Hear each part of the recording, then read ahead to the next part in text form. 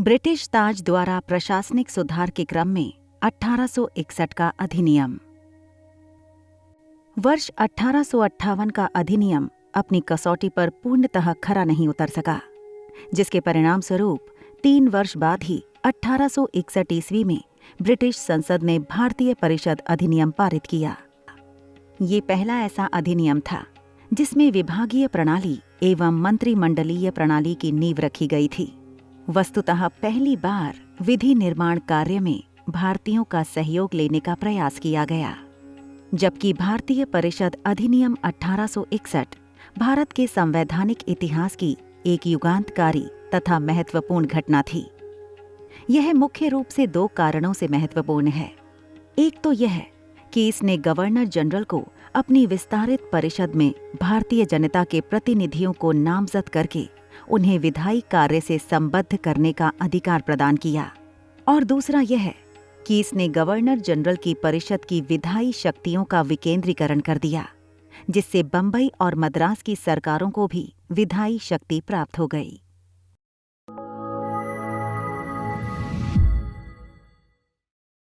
नमस्कार, आप देख रहे हैं ज्ञानी रैबिट के बैनर तले आजादी की ओर। तो आइए हम चलते हैं इस सीरीज के अगले एपिसोड की ओर, जहां हम आधुनिक भारत के इतिहास में ब्रिटिश ताज के तत्वाधान में हुए प्रशासनिक बदलावों को भारत के संदर्भ में समझने का प्रयास करेंगे। भारतीय परिषद अधिनियम 1861 भारतीय संवैधानिक इतिहास का एक महत्वपूर्ण अधिनियम है। इस अधिनियम द्वारा तात्कालिक प्रशासनिक व्यवस्था में महत्वपूर्ण परिवर्तन किए गए थे।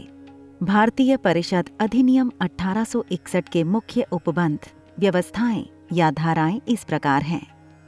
नंबर 1, केंद्रीय सरकार की कार्यकारिणी परिषद में एक अतिरिक्त सदस्य के रूप में 5वें सदस्य की नियुक्ति की गई, अर्थात इस अधिनियम की व्यवस्थाओं के अनुसार एक विधिवेता, न कि वकील को केंद्रीय कार्यकारिणी का सदस्य बनाया गया था, जिसके तहत कानून निर्माण के लिए वायसरॉय की काउंसिल में कम से कम 6 एवं अधिकतम 12 अतिरिक्त सदस्यों की नियुक्ति का अधिकार वायसरॉय को दिया गया।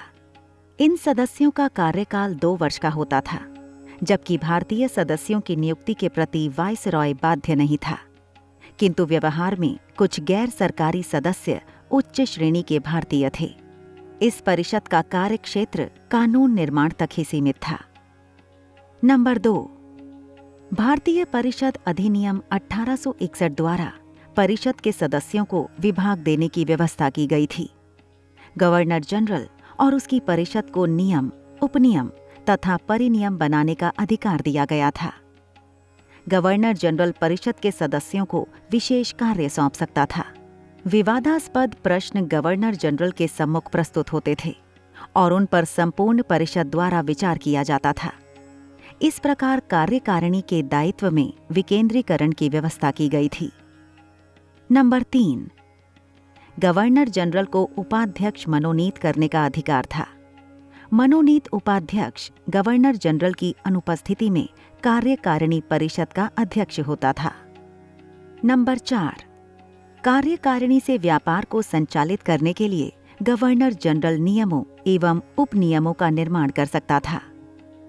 नंबर 5, परिषद का कार्य विधायन कार्य तक ही सीमित था। परिषद भारतीयों, विदेशियों तथा शेष क्षेत्रों के लोगों के लिए कानून निर्माण कर सकती थी। नंबर 6, भारतीय परिषद अधिनियम 1861 के अनुसार गवर्नर जनरल नए प्रांतों का सृजन कर सकता था और ऐसे प्रांतों के लिए राज्यपाल की व्यवस्था भी कर सकता था। नंबर 7, भारतीय परिषद अधिनियम 1861 के अनुसार भारत का गवर्नर जनरल अध्यादेश भी जारी कर सकता था। अध्यादेश जारी करने का अधिकार अत्यंत महत्वपूर्ण था। नंबर 10, भारतीय परिषद अधिनियम 1861 के अनुसार प्रत्येक प्रेसिडेंसी का गवर्नर एडवोकेट जनरल की नियुक्ति कर सकता था। भारतीय अधिनियम 1861 की विशेषताएं या गुण। 1861 का अधिनियम एक अध्याय का अंत करता है। इसका मुख्य उद्देश्य शासन तंत्र का क्रमिक विकास तथा उसको संगठित करना रहा है। 3 अलग-अलग प्रांतों में एक समान शासन प्रणाली स्थापित की गई। बीच के क्षेत्र का बहुत सा भाग ब्रिटिश शासन के अधीन हो गया। गवर्नर जनरल की परिषद का अब विधायकी नियम व प्रशासकीय अधिकार समस्त प्रांतों तथा उसके समस्त निवासियों पर स्थापित हो गया और स्थानीय आवश्यकताओं को मान्यता देने और स्थानीय ज्ञान का स्वागत करने के सिद्धांत को स्वीकार कर लिया गया। इसलिए परामर्श देने के लिए स्थानीय परिषदों का निर्माण और पुनर्निर्माण किया गया। भारतीय परिषद अधिनियम 1861 के दोष। नंबर 1। 1861 के अधिनियम का प्रमुख दोष यह था कि भारत में कोई उत्तरदायी सरकार नहीं स्थापित की गई। संविधान सुधार की रिपोर्ट के निर्माताओं ने लिखा है, यह बात ध्यान देने योग्य है कि कुछ सरकारी अंग्रेजों ने जो व्यवस्थापिका सभा में एकत्रित थे, उस संसद का रूप देने की जो प्रवृत्ति दिखाई, उसके फलस्वरूप संपूर्ण भारत की जनता के हितों के लिए संसदीय विचारों के विकास को आघात ही लगा। नंबर 2। विधान परिषद की शक्तियों को बहुत सीमित कर दिया गया। उन्हें संसद की तरह का काम करने की आज्ञा दी गई। कार्यकारिणी परिषद के सदस्यों को हटाने का कोई अधिकार नहीं दिया गया। उनके कानून बनाने के अधिकारों पर अनेक प्रकार की रुकावटें लगा दी गईं। नंबर 3। गवर्नर जनरल को अपनी परिषद के कानूनों पर निषेधाधिकार लगाने का अधिकार दिया गया। इससे सारी अंतिम शक्तियां गवर्नर जनरल के हाथ में आ गईं और वह न केवल शासन संबंधी मामलों में बल्कि कानूनी मामलों में भी अपनी मनमानी कर सकता था। नंबर 4। 1861 का भारत परिषद अधिनियम भारत की संवैधानिक प्रगति में बाधा डालने वाला अधिनियम था। सर चार्ल्स वुड ने ब्रिटिश संसद में घोषणा की कि इस परिषद को एक विवाद करने वाली सभा बनाने की उसकी कोई इच्छा नहीं है। इसलिए 1861 के अधिनियम में यह स्पष्ट रूप से उपबंध रखा गया कि कानूनी परिषदें केंद्र तथा प्रांतों में विधेयकों को कानून बनाने के अतिरिक्त और कोई कार्य नहीं करेंगी। भारतीय परिषद अधिनियम 1861 का मूल्यांकन। भारतीय परिषद अधिनियम 1861 संवैधानिक इतिहास के क्षेत्र में महत्वपूर्ण स्थान रखता है।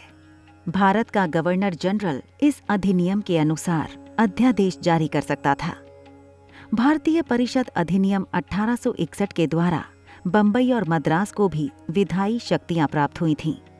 1858 के पश्चात इस अधिनियम द्वारा भारतीयों को राहत देने का प्रयत्न किया गया था।